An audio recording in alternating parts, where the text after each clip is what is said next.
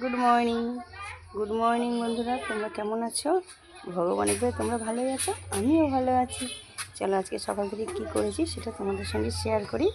অনেকদিন শেয়ার করিনি, আমাদের এখানে হরিনাম হচ্ছিলো বলে শেয়ার করা হয়নি। চলো কী করলাম সকাল থেকে সেটা তোমাদের কাছে শেয়ার করি। প্রথমেই বলি, দেখো আমার ঘরের কাজ হয়ে গেছে সব। আর ওই দেখো কালুয়া বাইরে বসে আছে, ওকে কেউ নেই, ও একা অনাথ, ওই জন্য ও বাইরে বসে আছে।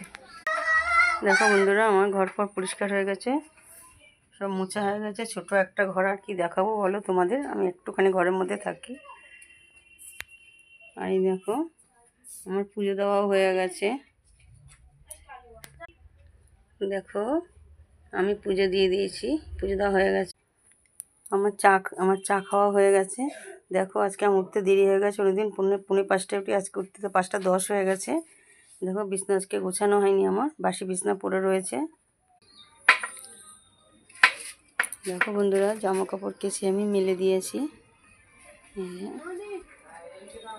প্রচণ্ড গরম পড়েছে।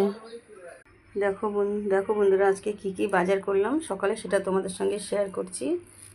এই দেখো, এই যে ভেন্ডি, পটল, উচ্ছে, চিচিঙ্গে, কুমড়ো, আর এই দেখো এই প্লাস্টিকের মধ্যে পেঁয়াজ। আর এই জন্য আজকে অনেকটা বাজার করে নিয়েছি।